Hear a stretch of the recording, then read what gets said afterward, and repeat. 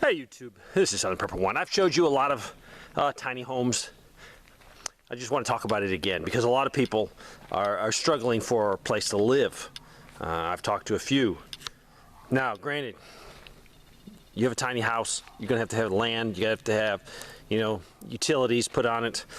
Let's forget about regulations, let's forget about building codes, because everyone's building code is different. So, as we progress into this economy, more and more people are going to lose their job. We're definitely into a recession. Just praying it doesn't go into a Great Depression. So this is for people that are, hey, I need a place to live, because I know people paying $1,000 or more for rent for a little apartment. If they had a break in life and they had the ability to put a tiny house like this on a piece of property, they could get ahead finally in life instead of throwing a lot of money away every month. So I urge you, if you are retired and you have a piece of property and financially you're fine, think about it. Do you know someone that could benefit from this in exchange for the ability to have a little tiny house? Could they work 10 hours a week for you, plus help you do other things? A beneficiary, arrangement between people, especially for an elderly person. Also, when you have someone there, you can increase your securities already increased. Tiny homes. Now, these were not tiny homes, they're tiny sheds. But you could definitely convert it into a home.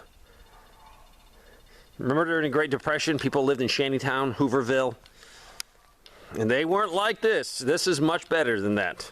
So let me throw out some ideas for you. Let's look in this one right here. I like the metal roof. You could add gutters on it. If you're going to have one built, make sure you tell them you're going to put gutters on it, so it'll make it easier.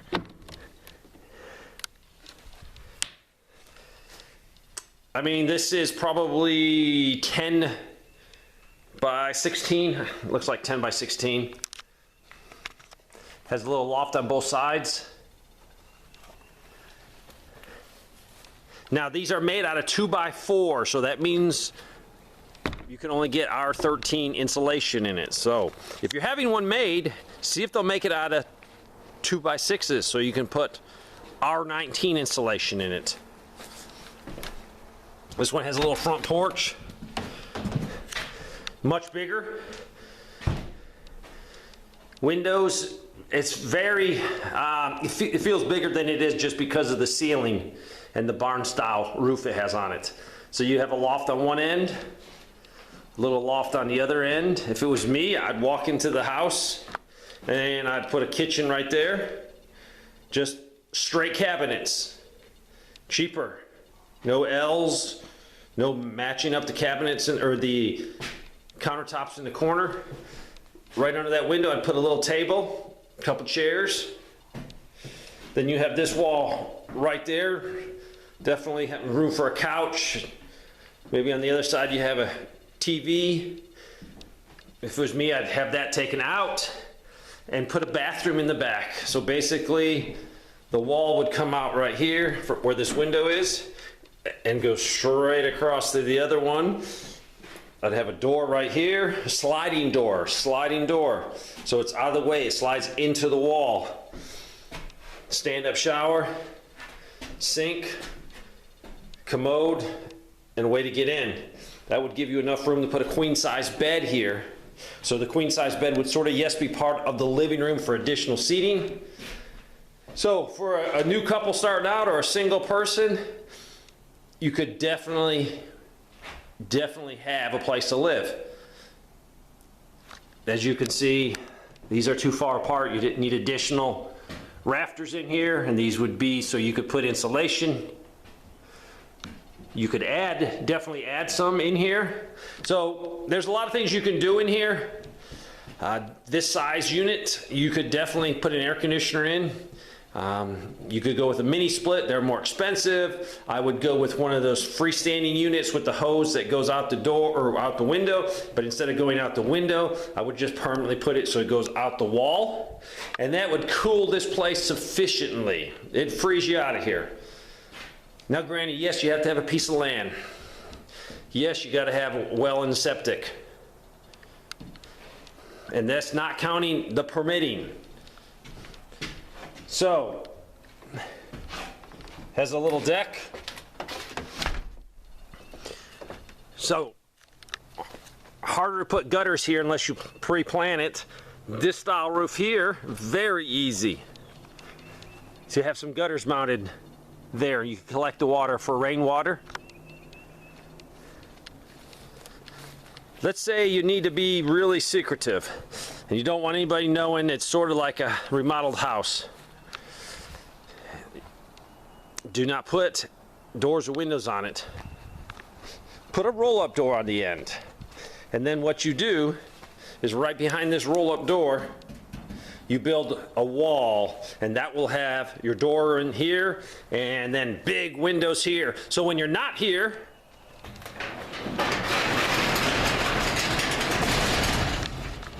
shut it down and secure it. And if you look at it, there'll be no windows in it. If you could put some windows in it. This one over here has two garage doors, one on each side. So you could actually have a door and window here and a door and window there, or just windows back there for egress.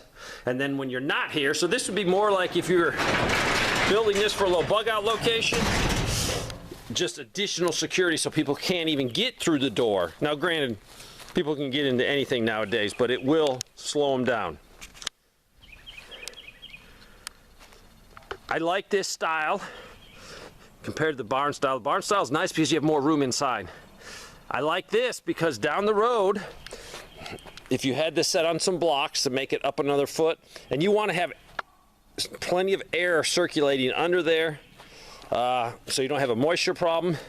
Now granted, when you have it up and it's not underpinned, you know, cold air is going to get under there, so it's going to make your house colder unless you insulate the floor. But I like this because right there you could add on a shed roof coming out and then have some poles holding it up, and then you could put a picnic table in there. You could put your barbecue grill under there. So it's easier to do than that because it's a little higher. Not to say you can't do that, especially if you raise them up. This window would be a little bit lower, and then you put a shed roof coming off. The shed roof will give you the ability to be outside when it's raining. Give you a place to be able to, you know, use your gas grill and cook, keep the heat out of the house. A place to sit down in a lawn chair or sit down and eat a meal at a picnic table. So I urge you, if you're an elderly person, I've talked to a ton of them. They're set financially, they're set prepping wise, but they're all by themselves. Maybe it's time to invest in one of these. If you got a lot of grandchildren that come over, you know, build it for the grandchildren, like a little clubhouse, a playhouse, a place where they could sleep, and it will do double duty in a worst case event. Maybe the grandkids and the mom and dad are coming back to live. It's going to be so much nicer to have separate living quarters so people can get and relax in their own space. Or it might be time where you say, hey, you know what? I need a little bit of help around the place. I could include that in part of the person's pay in exchange for them helping me. If you put it close enough to your existing services, you could probably definitely run some electric off your main panel. These things are so small. If you're using it as a bug out location, situate it where it's pointed in the right direction so you can put solar and get maximum solar efficiency out of it. And you could definitely put enough panels up there to power whatever you need inside it, so it'd be self-sufficient. Worst case, if you didn't have running water, or at least you might have gray water coming from your kitchen sink, but you could use an outhouse. We might look back in a few years and say, man, what David just described was paradise, was heaven compared to where I am right now. You got to start thinking out of the box. If you're feeling that you're never getting ahead in life, you got to reevaluate what you're doing. Reevaluate it. Don't keep continuing doing the same thing and then having the same complaints. I can't get ahead. I can't get ahead. I'm in a rat race. You might need to change what you're doing. Living in one of these things are small, but definitely if you're single or you're a new couple, you could definitely do this and then get ahead in life. So instead of throwing rent money out every month, you can put it in something that is yours. If you're going to do one, make sure you don't make it so nice where it's too heavy to move.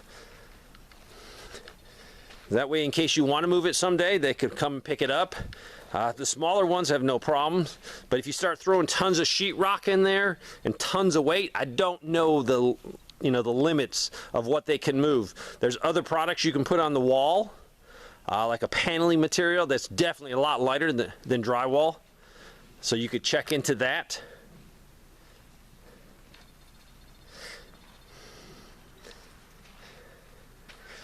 Lots of different styles.